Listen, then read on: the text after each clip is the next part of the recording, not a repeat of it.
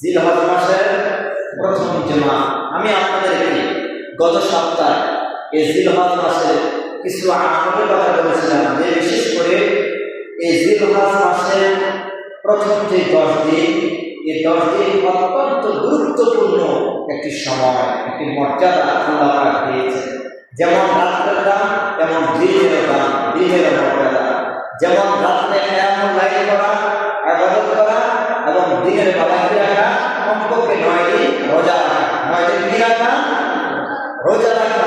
এই আমলের কথা আমি আপনাদেরকে বলেছিলাম। মুসলিমেরা কয়েকটি আমলের কথা বলেছিলাম। আজকে আমি আপনাদেরকে কুরবানির ইতিহাস এবং যে বিষয়ে আমাদেরকে না ভুললে নয়, কুরবানি কার উপর ওয়াজিব, কার উপর ওয়াজিব না, কুরবানি কে করতে পারবে, এবং অধিকাংশ মানুষের কুরবানি করার পর কুরবানি কবুল হবে না, এই বিষয়ে আমি সংক্ষিপ্ত আলোচনা করব ইনশাআল্লাহ। আলোচনার ভিতরে অনেক কথা আসতে পারে। যদি আপনার অধিকাংশ মানুষের এই কথা যদি গায়ে লেগে যায়, এই কথা বলতে গিয়ে যদি আপনার গায়ে লেগে যায়, মনে করতে হবে আপনি আমাদের ভিতরে আছেন। আর যদি মনে করেন যে আমাদের শুধু বললো, আমি তো আপনাকে জানিও না, চিনিও না, আপনাকে কেন বলবো, ঠিক না?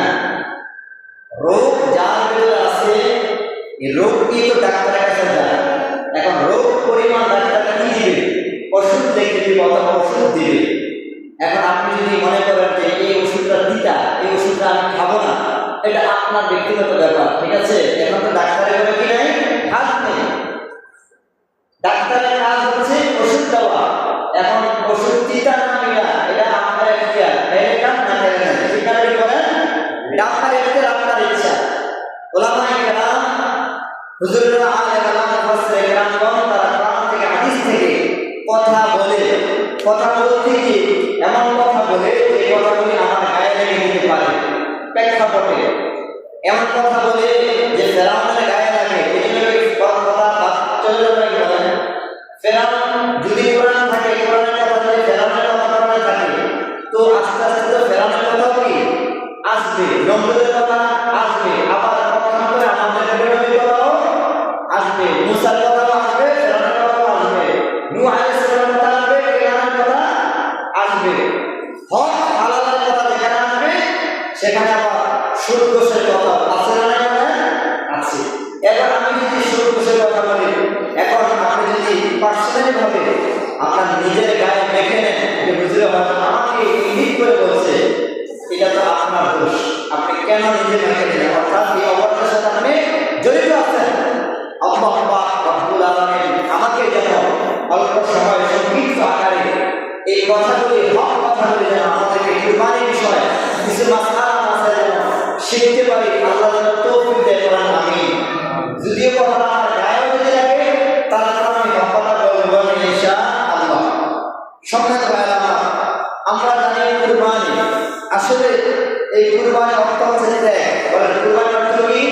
ত্যাগ। বলেন না কুরবানি অর্থ কি? ত্যাগ। ত্যাগ এমন একটি বিষয়, আল্লাহ রাব্বুল আলামিন এটা মালের দ্বারা নিয়ে যান। কিসের দ্বারা নিয়ে যান? মালের দ্বারা। আল্লাহ পাক আপনাকে যে মাল দিয়েছেন, তৌফিক দিয়েছেন, টাকা পয়সা দিয়েছেন, এই অর্থের বিনিময়ে আল্লাহ পাক আপনাকে কুরবানি দেন। সুবহানাল্লাহ বলেন। তো আজকে কুরবানির যে বিষয় আলোচনা, খুব মনোযোগ সহকারে শুনবেন। যে কুরবানির যে আলোচনা হবে, এই কুরবানি বছরে একবার আসে, বছরে একবার আসে। এই কুরবানি যেহেতু বছরে একবার আসে এবং পরীক্ষা, মালের দ্বারা পরীক্ষা, তো দেখতে হবে যে এই পরীক্ষাটা আরো দিছে কিনা ভবিষ্যতে। এখন আমরা বলবো আজ থেকে বহু বছর আগে পৃথিবীর যখন শুরু হয়েছে, তখন পৃথিবীর প্রথম মানুষকে বলেন হযরত আদম আলাইহিস সালাম। বলেন পৃথিবীর প্রথম মানুষকে হযরত আদম আলাইহিস সালাম। হযরত আদম আলাইহিস সালামের 2 সন্তান, হাবিল এবং কাবিল। হাবিল এবং কাবিল সেই দুই ভাই থেকে কুরবানি আসলো কিভাবে? আল্লাহ রাব্বুল আলামিন বলেন ওয়াতলু আলাইহিম নাবা বনি আদম বিল হাক্কি ইয ক্বাররাবা কুরবানান ফাতুকবিলা মিন আহাদিহিমা ওয়া লাম ইউতাকাব্বাল মিনাল আখির ক্বালা লা আক্তুলান্নাকা قال إنما يتقبل الله من المتقين হযরত আদম আলাইহিস সালামের দুই সন্তান হাবিল এবং কাবিল। তৎকালীন সময়ে একটা নিয়ম ছিল, তাদের শরীয়ত ছিল আলাদা। বংশ বিস্তারের জন্য হযরত আদম আলাইহিস সালামের যে সন্তান, যে ছেলে এবং মেয়ে সন্তান, তখন একটা নিয়ম ছিল হযরত আদম আলাইহিস সালামের যে সন্তানগুলি হতো সেগুলো জোড়া জোড়া করে আল্লাহ পাক সৃষ্টি করেছেন। সুবহানাল্লাহ, জোড়া জোড়া দিয়েছেন।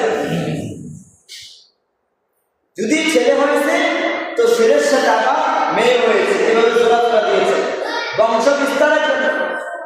আবার এরকম শরীয়ত ছিল যে বংশ বিস্তারের জন্য যে হাবিলের যে বোন, এটাকে বিবাহ করবে কাবিল, আর কাবিলের যে বোন বিবাহ করবে হাবিল।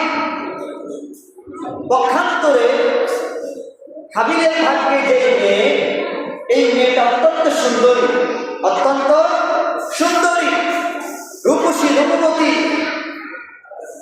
আর হলো কাবিল, ওই কাবিলের ভাগ্যে যে মেয়েটা পড়েছে সেই মেয়েটা একটু কালো, একটু কুচি, দেখতে খারাপ দেখা যায়। এবার কাবিল বলল না, হাবিলের ভাগ্যে যেই মেয়েকে বিবাহ দিবে, হাবিলের ভাগ্যে যেই মেয়ে, এই মেয়েকে আমি বিবাহ করব, কারণ হাবিলের যে মেয়ে বিবাহ করবে সেই মেয়েটা সুন্দর। হাবিল যে মেয়েকে বিবাহ করবে সেই মেয়েটা কি সুন্দর, আর আমি সুন্দরকে বিবাহ করব। এবার কাবিল হাবিলকে বুঝাচ্ছে যে তুমি যাকে বিবাহ করবে আমি তাকে বিবাহ করব। এবার আদম আলাইহিস সালাম কথা শুনলেন, শোনার পরে বলতেছে না, এটা তুমি করতে পারবে না। শোনো সন্তান, তোমরা আমার সন্তান, আমার কথা তোমাদেরকে মানা লাগবে। আমার কথা যদি তোমরা না মানো তাহলে আল্লাহ পাক রব্বুল আলামিন তোমাদেরকে জাহান্নামে দিবে। তোমরা মানতে হবে আমার কথা। হাবিল বলল ঠিক আছে বাবা, আপনার কথা আমরা মানবো, আমি মানবো। আর কাবিল বলল না, তোমার কথা আমি মানবো না। এবার আদম বলল, হে সন্তান, আমি একজন পয়গম্বর কথা মানি না, আল্লাহর কথা মানি না। বলে না, আলহামদুলিল্লাহ, আল্লাহর কথা মানে না, নবীর কথা মানে না। এবার আমি না তোমার বাবা, মানি না, আমি ওই সুন্দরী মেয়েকে বিবাহ করবই। এবার হাবিল তাকে বোঝালো, তুমি যদি এই অন্যায়টা করো আল্লাহ তোমাকে জাহান্নামে দেবে, তুমি জাহান্নামে সহ্য করতে পারবে না। কারণ আল্লাহ যাদেরকে জাহান্নামে দেবে এরা কখনো রসিক কারো জাহান্নামে সহ্য করতে পারবে না। আল্লাহ তাদেরকে কি দিবে? জাহান্নাম দিবে, যারা অমান্য করবে। সংক্ষিপ্ত করে বলছি, আদমের যে দুই সন্তান, এবার কাবিল মানল না। এবার না মানার কারণে আল্লাহ পাকের ওয়াদা আসলো। আল্লাহ পাক হুকুম দিলেন, জিবরাইলকে পাঠালেন যে নবীর কাছে, নবী আপনি ঘোষণা দেন, আপনার দুই সন্তান যদি কুরবানি করে, আপনার দুই সন্তান যদি কুরবানি করে, যার কুরবানি কবুল হবে, যার কুরবানি কবুল হবে সেই ব্যক্তি ওই মেয়েকে, সুন্দরী মেয়েকে বিবাহ করবে। যার কুরবানি কি হবে? কবুল হবে, সেই সুন্দরী মেয়েকে বিবাহ করবে। যেমন কথা তেমন কাজ। তৎকালীন সময়ে কুরবানির সিস্টেম ছিল, কেউ যদি দুব্বা কুরবানি করতো তাহলে এই দুব্বাটা নিয়ে পাহাড়ের চূড়ায় রাখতো।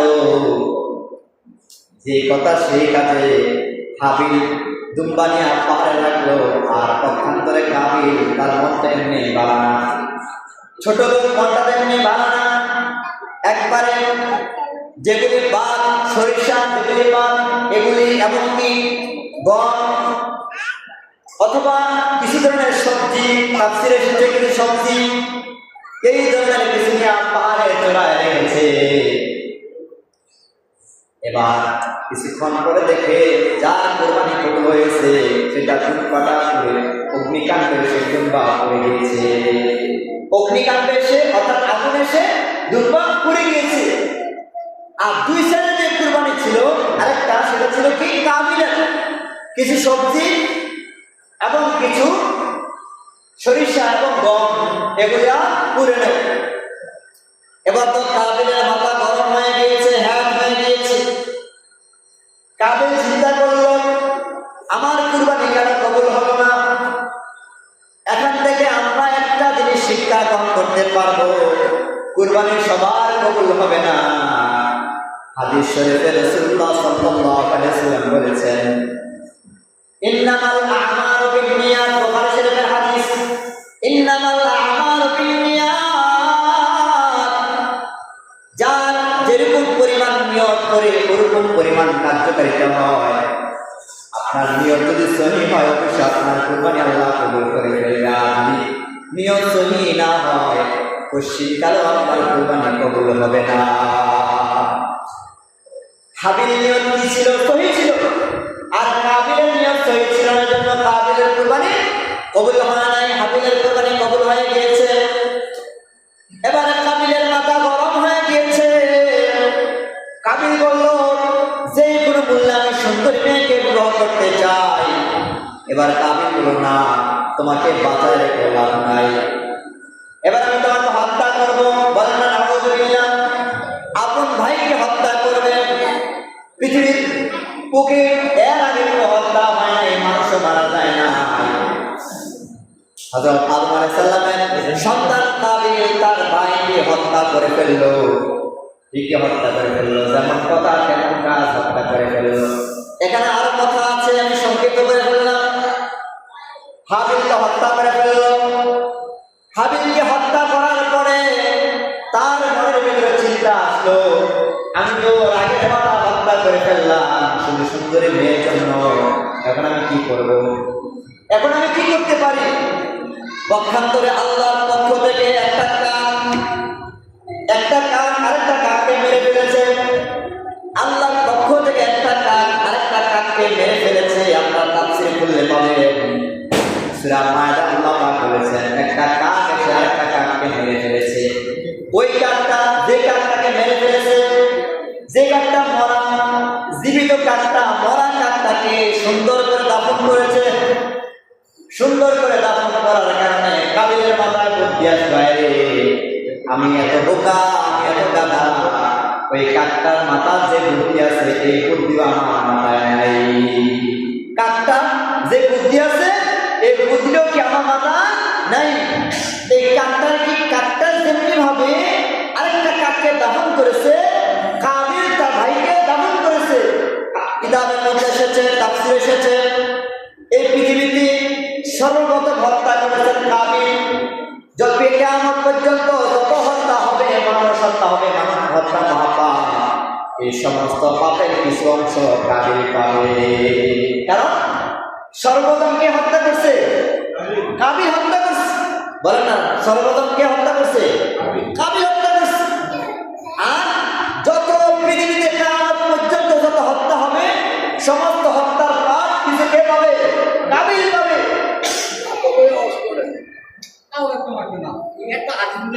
আমার ভাইয়েরা খেয়াল করেন, তাহলে কাবিল যে হত্যা করেছে, এই হত্যা করার কারণে তখন থেকে হত্যা আসছে। আদম আলাইহিস সালামের দুই সন্তান হত্যা করেছে। আমার ভাইয়েরা, এই জন্য কাবিল যে হত্যা করেছে, এই হত্যা করার কারণে আল্লাহ পাক রব্বুল আলামিন পৃথিবীতে যত মানুষ হত্যা করবে, এই হত্যার আমলনামা, হত্যার গুনাহ, হত্যার ভাগীদার সেই কাবিলের আমলনামা দিয়ে দিবে। বলেন না আলহামদুলিল্লাহ। এই জন্য আমার ভাইয়েরা, কুরবানি কবুল হতে হবে। এই কুরবানি কবুল হতে হবে। এই কুরবানি কবুল হওয়ার জন্য শর্ত হলো নিয়ত। শর্ত কি বলেন? নিয়ত। তখন থেকে কুরবানি চলে আসছে, তখন থেকে কুরবানি চলে আসছে।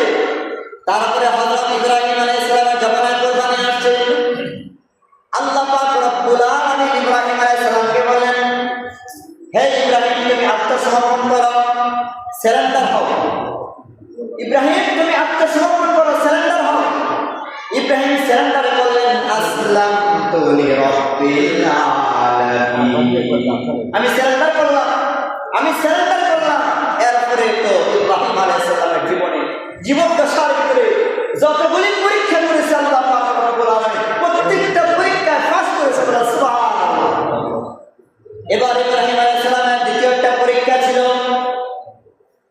সেই পরীক্ষা ছিল সে অন্তত বুড়া হয়ে গেছে, বৃদ্ধ হয়ে গেছে, প্রায় ৮৬ বছর, কেউ বলছে ১২০ বছর, কেউ বলছে ৮৬ বছর, এরকম মতামত আছে। ৮৬ বছর বয়সে তিনি আল্লাহর কাছে সন্তান চাইলেন। কি চাইলেন? সন্তান চেয়েছেন রব্বুল আলামিন, দয়া করে আপনি আমাকে একটা সন্তান দান করেন। সুবহানাল্লাহ, আমাকে একটা সন্তান দান করেন। কুরআনুল কারীম আল্লাহ পাক বলেছেন, রব্বি হাবলি মিনাস সালিহিন, রব্বুল আলামিন আপনি আমাকে একটা নেককার সন্তান দান করেন। দেখছেন, সন্তান চাইলে হবে না। কি সন্তান? কথা বলা, কি সন্তান? নেককার সন্তান চাইতে হবে।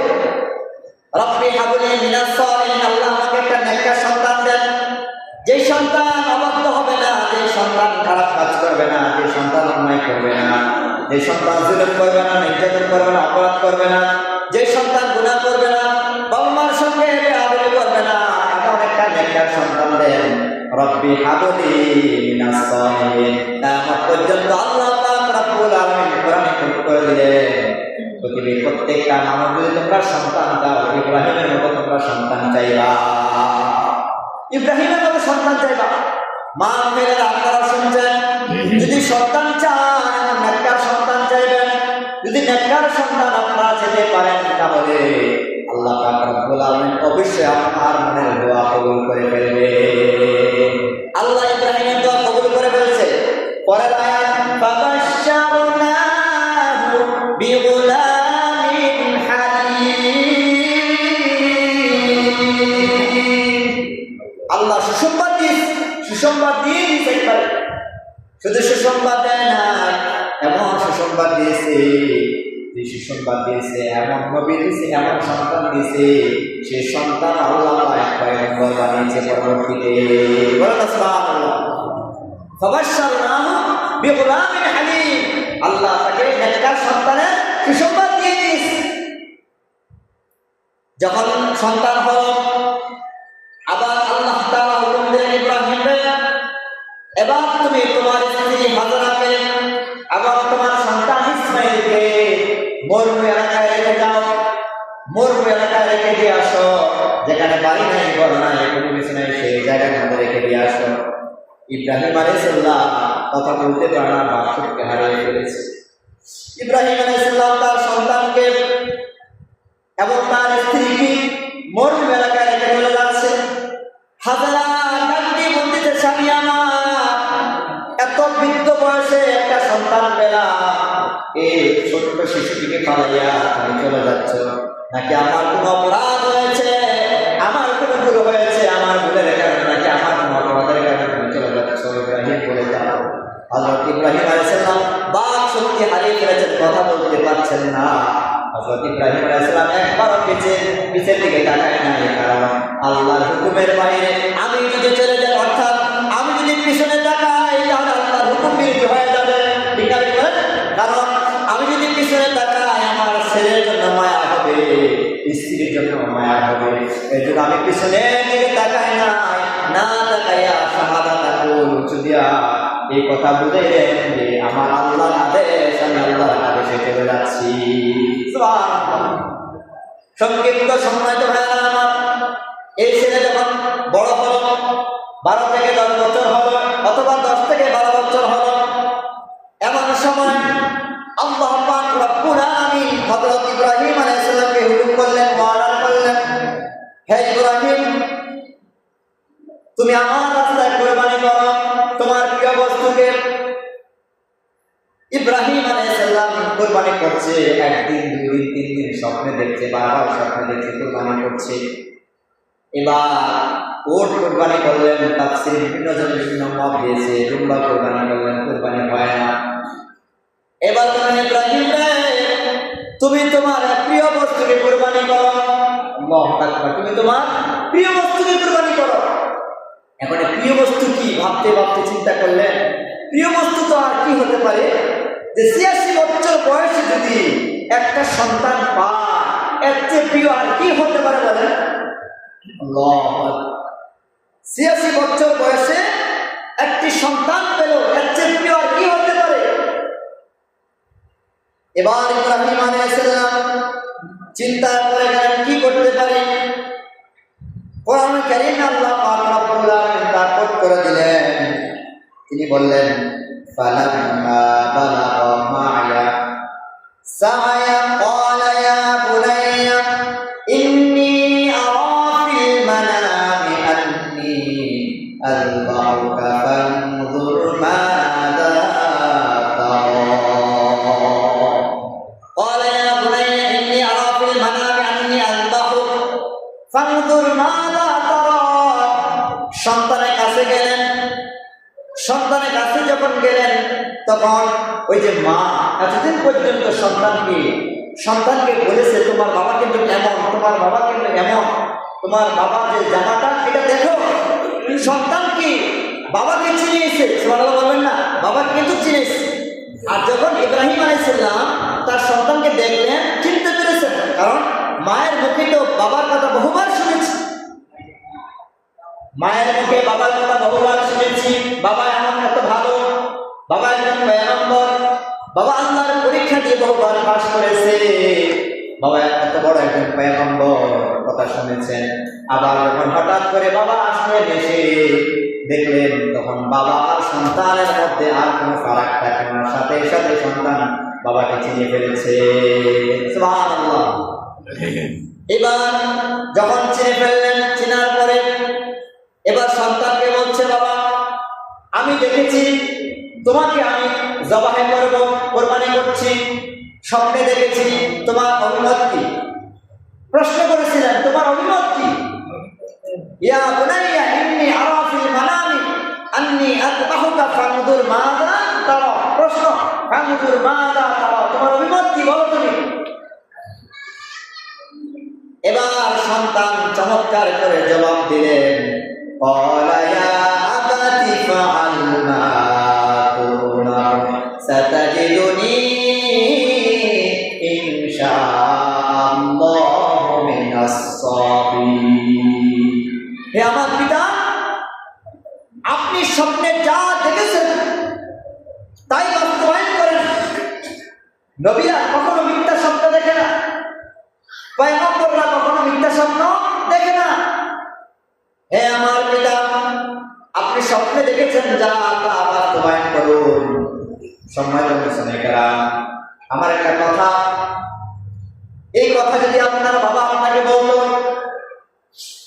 অথবা আমার বাবা যদি আমাকে বলতো, দুনিয়ার নিয়মটা এমন ছিল, যদি আমার বাবা আমাকে কুরবানি কথা বলতো, জবাইয়ের কথা বলতো, তাহলে আমরা এমন মানুষ ছিলাম যে সঙ্গে সঙ্গে পাড়া প্রতিবেশী মানুষ একত্রে করতাম, ওনার বিরুদ্ধে মামলা হতো, ওনাকে আমরা আক্রমণ করতাম, এলাকাবাসী এক ঐক্যবদ্ধ হয়ে তাকে মারধর করতাম অথবা এলাকা থেকে তাড়িয়ে দিতাম। কারণ হলো, এমন কি বাবা আছে যে বাবা নিজের সন্তানকে জবাই করতে পারে? এই দুনিয়াতে এমন বাবা আছে যে আপনার সন্তানকে জবাই করতে পারে? আর এলাকার মধ্যে যদি স্বাভাবিকভাবে কেউ বলে, তাকে তো পাগল ছাড়া কিচ্ছু বলবে না। এবার দেখেন সংগ্রাম কাকে বলে, ইতিহাস কাকে বলে। বাবা যখন সন্তানকে এই প্রস্তাব দিল, এই কথা বললো, সন্তান তো এই কথা বলতে বলতো, বাবা তুমি আমাকে লালন পালন করো নাই, আমি যখন ছোট ছিলাম আমাকে তুমি ফেলে রেখে, আমার মাকে একা রেখে এবং আমাকে ফেলে রেখে তুমি চলে গিয়েছো, এই কথা বলে নাই, বরং বলেছে, বাবা তুমি স্বপ্নে যা দেখেছো তাই আমাকে করবেন। সুবহানাল্লাহ। স্বপ্নে দেখেছে কি ইসমাইলকে কি করতেছে? জবাই করতেছে। স্বপ্নে দেখেছে জবাই করবে, যেমন কথা তেমন কাজ। এবার মিনায় চলে যাবে। এদিক দিয়া মিস্টার ইবলিস শয়তান হাজরাকে ধোঁকা দিচ্ছে। হাজরা, তোমার সন্তান কি তুমি বাপের কাছে দিছো নাকি আজরাইলের কাছে দিছো? হাজরা বললে, মানে যে তুমি তোমার সন্তানকে তার বাবার কাছে দিয়েছো, এখন তো নিয়ে জবাই করে ফেলবে, আস্ত রাখবে না তো? এবার হাজরা বলছেন, বাবারা কখনো এমন হতে পারে না, বাবারা নিজের সন্তানকে হত্যা করতে পারে না, জবাই করতে পারে না। আর যদিও জবাই করে ফেলে, যদিও হত্যা করে, তাহলে এটা তার নিজের ব্যক্তিগত ব্যাপার হতে পারে না, স্বয়ং আমার আল্লাহর ইচ্ছায় হতে পারে। এটা সাধারণ কোনো ব্যাপার হতে পারে না, এটা আল্লাহর ইচ্ছায় হতে পারে। এবার ইব্রাহিম আলাইহিস সালাম মিনায় নিয়ে গেলেন সন্তানকে। মিনায় নিয়ে জবাই করবে, ছুরিও দাঁড়ালো, অনেক দাঁড়ালো ছুরি, যে ছুরি দিয়া আঘাত করা মাত্রই জবাই হয়ে যাবে। আমার ভাইয়েরা, দাঁড়ালো ছুরি, এবার প্রস্তুত জবাই করবে। এবার ইসমাঈল আলাইহিস সালাম বাবাকে বলছে, বাবা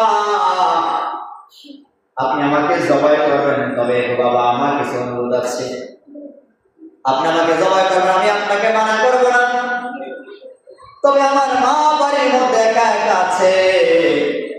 আপনি যখন ছিলেন না, আমার মা আপনার জামা আমাকে বারবার দেখিয়েছে, আপনার কথা স্মরণ করিয়েছে।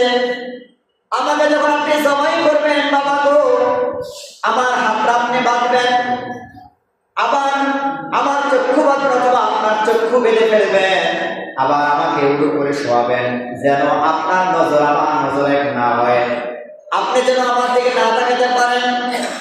আপনি যদি আমার দিকে তাকান, তাহলে আপনি যে ভালোবাসা মহব্বতের কারণে আল্লাহর হুকুম অমান্য করে ফেলতেও পারেন। আল্লাহ মাফ করো বাবা গো, এই জন্য আপনি আমাকে উড়ু করে শোয়াবেন, আর আপনার চক্ষুগুলি শক্ত করে বাঁধবেন, আমার হাত পাও বাঁধবেন। তার কারণ হলো, আমি যদি আপনার সঙ্গে বেয়াদবি করি, আমি যদি নারাজ হয়ে যাই জবাই করার কারণে, আমি যদি হাত পা নাড়াচাড়া করি, আপনার গায়ে রক্ত পড়বে, অথবা আপনার পায়ে আমার পায়ের দ্বারা আঘাতপ্রাপ্ত হবেন, বাবাকে বেয়াদবি হতে পারে। এই জন্য বাবা আপনি আমার হাত বাঁধবেন, আমার পা বাঁধবেন, এবং আপনার চক্ষু খুলে বেঁধে আপনি জবাই করবে।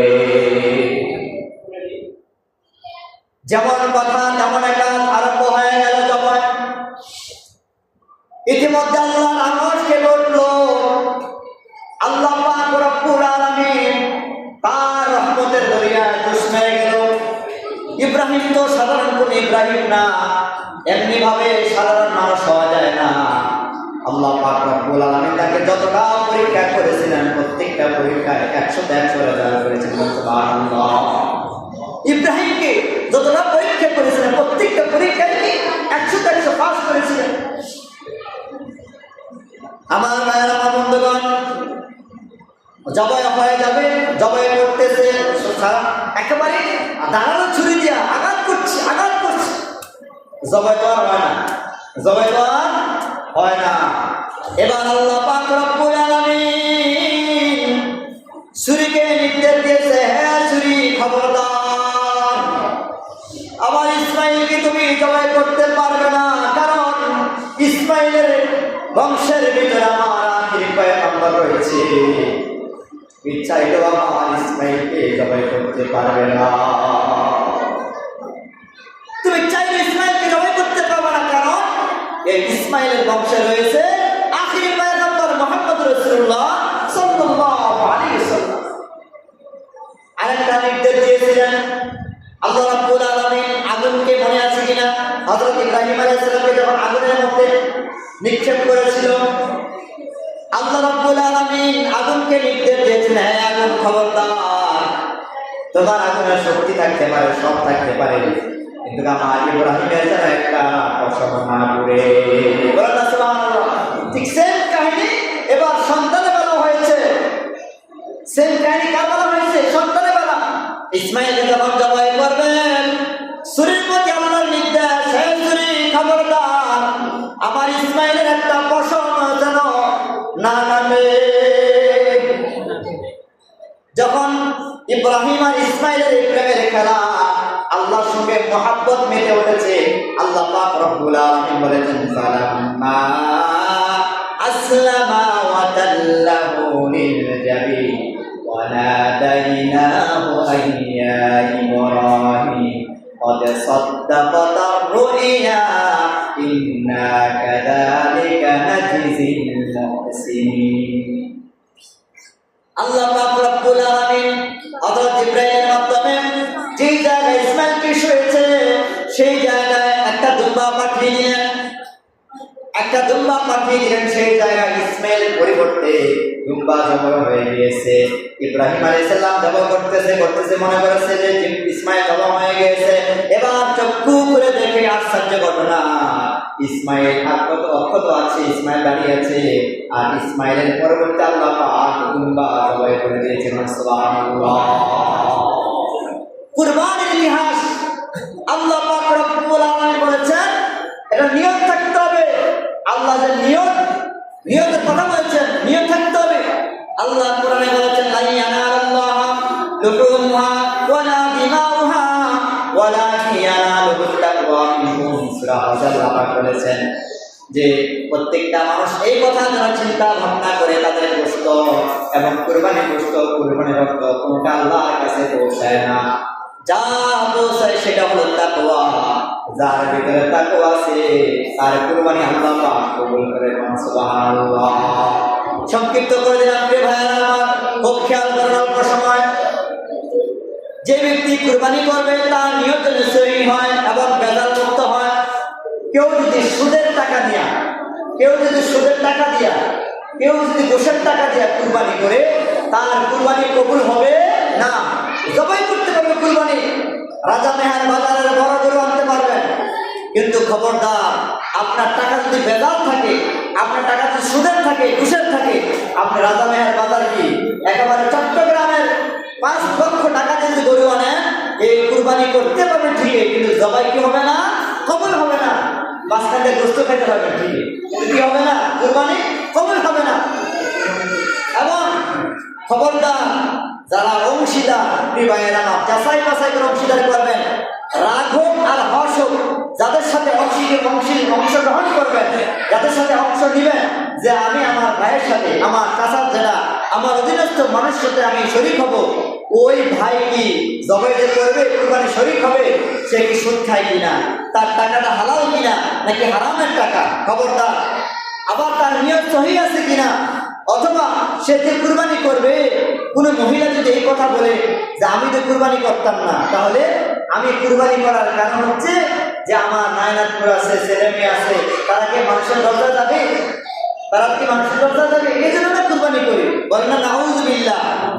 কেউ যদি এমন ভাবে নিয়ত করে কুরবানি করে, তার সঙ্গে যারা শরীক হবে, সে তো শেষ হয়েছে, যারা শরীক অংশগ্রহণ করছে তারাও বাতিল, তারাও কি হয়ে যাবে, বাতিল হয়ে যাবে। এই জন্য আমি যাদের সাথে শরীক গ্রহণ করব, 7 জন 5 জন অথবা 3 জন, যাদের সাথে আমি অংশগ্রহণ করব, এদের নিয়ত আর আমার নিয়ত যেন সহি হয়। ইন্নামাল আমালু বিন্নিয়াত। যদি নিয়ত আপনার সহি হয়ে যায়, আর আপনি যদি সমর্থ না একটা ছাগল দিয়ে কুরবানি করেন, তাহলে আপনার কুরবানি হয়ে যাবে। আপনি যদি একটা দুম্বা দিয়ে কুরবানি করেন, আপনার কুরবানি হয়ে যাবে। আপনি যদি একটা বেড়া দিয়ে কুরবানি করেন, আপনার কুরবানি হয়ে যাবে। শর্ত হলো কি, নিয়ত। শর্ত হলো কি, শর্ত নিয়ত। এই নিয়তে যদি আমাদের ঠিক থাকে, তাহলে আমল ইনশাআল্লাহ ঠিক হয়ে যাবে। মনে থাকবে তো ইনশাআল্লাহ। আচ্ছা, এবার আসেন, গরু কেনার সময় আপনি কি কি জিনিস দেখবেন? গরু কেনার সময় গরুটা সুস্থ কিনা, গরুর 4টা পাও ঠিক আছে কিনা, লেজ ঠিক আছে কিনা, 2টা কান ঠিক আছে কিনা, গরু হাঁটতে পারে কিনা, গরুর ভিতরে কোনো খুদ আছে কিনা, এগুলি যাচাই বাছাই করতে হবে, বাধ্যতামূলক। গরু দেখবেন, দেখে শুনে ভালো গরু কুরবানি দেবেন। নাকি মরা একটা মেন্ত্রা গরু কিনবেন 5 জনে 7 জনে বাড়ি টাইম না, মানুষ গরু ধরে তোমার পাঠাচ্ছি গরু কেনার জন্য, হ্যাঁ তুমি একটা গরু কিনলাম না, বলেন না নাউযুবিল্লাহ। কুরবানি গরু কেনার পরে কেউ যদি এই কথা বলে, তারও কুরবানি হবে না। কুরবানি গরু কেনার পরে যদি কেউ এই কথা বলে যে তুমি কি গরু কিনলাম না, নেত্রা গরু কিনছ, অসুস্থ গরু কিনছ, তাহলে তেও শেষ, পুরা অংশীদারের কুরবানিও কি শেষ। এই জন্য সাবধান সাবধান, ওকে তারা দিয়া নিয়ত সহি করে কুরবানি করে বলেন ইনশাআল্লাহ। এবার আরেকটা কৃপণ আমরা দেখি, দেখেন ভাই, যার যার গরু শেষে কুরবানি করা এটা উত্তম। এটা কি উত্তম? বলেন, যার যার গরু শেষে কুরবানি করা কি উত্তম। এবার আসেন, আমি আমার এলাকার ইমামকে দিয়ে আমি গরু জবাই করাবো, কারণ তিনি যে এলাকার আছে একজন ইমাম, তার হক এখানে জবাই করাবো। আমি যদি তাকে দিয়ে জবাই করাই, এটা তার পারিশ্রমিক দিতে হবে। বলেন, তার পারিশ্রমিক দিতে হবে। এবং আমি যদি তার পারিশ্রমিক না দেই, ঠকাই তাকে, গরু কিনলাম 1 লাখ টাকা দিয়া, 1.5 লাখ টাকা দিয়া, হাসিলও দিলাম 1500, 1800, 2000 টাকা দিয়া, ইমাম সাহেব গরু জবাই করবে, এর মধ্যে যদি আমরা কৃপণতা করি, অথবা যেই গরু জবাই করুক, আমার আপন মানুষ যদি জবাই করে, এটা তার পারিশ্রমিক, মাথা করি। আবার যদি আমার গরু আমি জবাই করি, এটা আলাদা হিসাব, আমি টাকা নিব না। এবার যদি আপনার গরু আপনি জবাই করেন, আপনি কাকে টাকা দিবেন? দেওয়ার দরকার নাই। যে গরু জবাই করবে তাকে আপনি পারিশ্রমিক হিসাবে দিবেন, মাথা করে ইনশাআল্লাহ। আরেকটা মাসআলা, যে কসাই গরু জবাই করবে এবং এই গরু আপনার কি করবে, কোড়াকাটি করে দিবে, আপনার কাজটা করে দিবে, এখন আপনি কি করবেন? 10 কেজি গোস্ত দিয়ে তার বিদায় করে দিবেন না? হ্যাঁ, কি করতে পারেন বলেন তো? মাশাআল্লাহ, এটা অনেক মানুষ জ্ঞানবান আছেন। যেই ব্যক্তি আপনার গরুটাকে কাজ করে দিল, সারাদিন পরিশ্রম করলো, 12টা 1টা পর্যন্ত ছিল, তাকে আপনি পুরোপুরি পারিশ্রমিক দিতে হবে। এখন আপনার যদি মনে চায় আমি তাকে গোস্ত দিব, এটা আপনার সবের ভাগিদার হবেন, কোনো অসুবিধা নাই। এবার এটা তো ক্লিয়ার হয়েছে তো ইনশাআল্লাহ। যারা আপনার গরু কাটে তাদেরকে আপনি কি করবেন? পারিশ্রমিক আগে দিয়ে, যদি মনে চায় তাহলে আপনি কিছু গোস্ত দিতে পারেন, সব হবে। এবার আসেন, কুরবানির গোস্তগুলি কয় ভাগ করবেন? কেউ বলে 3 ভাগ, কেউ বলে 10 ভাগ, আছে এরকম? কারণ আপনার ইচ্ছা। রাসূল সাল্লাল্লাহু আলাইহি ওয়াসাল্লাম হাদিসের মধ্যে বলেছেন যে কুরবানির গোস্তগুলি নিজে খাও এবং তোমার আত্মীয়দের মধ্যে বিলীন করো, যদি তোমার সামর্থ্য থাকে তাদেরকে দাও, এবং যারা গরিব মিসকিন অসহায় আছে তাদেরকে দাও। ওইটাকে আমরা বেছে নিয়েছি যে 3 ভাগ করা। আর 3 ভাগ যদি আপনি না করেন কি আপনার গুনাহ হবে? গুনাহ হবে না। বলেন, 3 ভাগ যদি আপনি না করেন কি গুনাহ হবে? গুনাহ হবে না। এটা মুস্তাহাব, কেউ বলেছে মুস্তাহাব, কেউ বলেছে মুস্তাহাব না।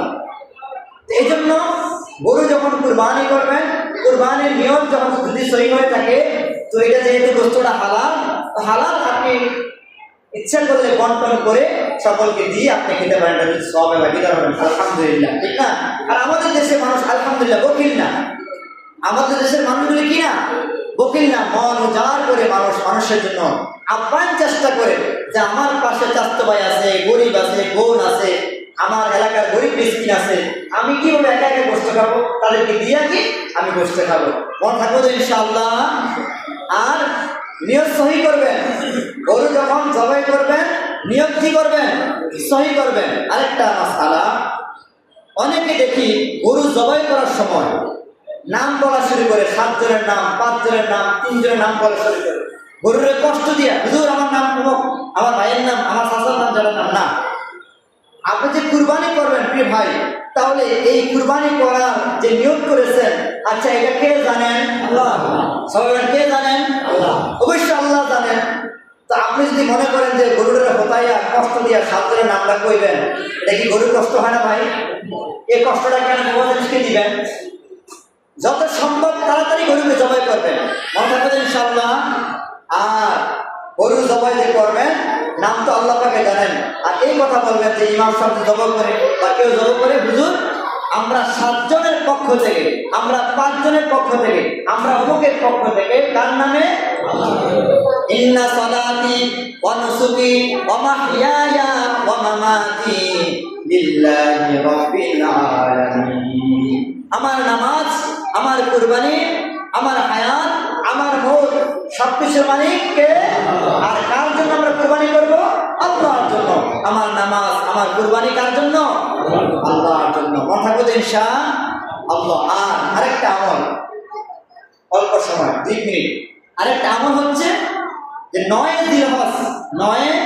জিলহজ ফজর থেকে নিয়ে 13 জিলহজ আসর পর্যন্ত তাকবীরে তাশরিক বলা হয়। কি বলা হয়? তাকবীরে তাশরিক। প্রত্যেক নারী পুরুষ 5 ওয়াক্ত নামাজের পরে একবার পড়া ওয়াজিব। আমার সাথে বলেন আল্লাহু আকবার আল্লাহু আকবার লা ইলাহা ইল্লাল্লাহ আল্লাহু আকবার আল্লাহু আকবার ওয়ালিল্লাহিল হামদ আল্লাহু আকবার আল্লাহু আকবার লা ইলাহা ইল্লাল্লাহ আল্লাহু আকবার আল্লাহু আকবার ওয়ালিল্লাহিল হামদ। নারী পুরুষ সবাই বলতে হবে। 5 ওয়াক্ত নামাজের পরে পরে নারী পুরুষ সবাই পড়বেন। বলেন ইনশাআল্লাহ। 9 জিলহজের প্রথম একবার ফজর থেকে নিয়া 13 জিলহজ আসর পর্যন্ত এই তাকবীরে তাসবিহ বলবেন তো ইনশাআল্লাহ। এটা কিন্তু ওয়াজিব। এটা বলা কি ওয়াজিব। আল্লাহ যেন আমাদেরকে আমল করার তৌফিক দান করেন। সবাই বলেন আমিন।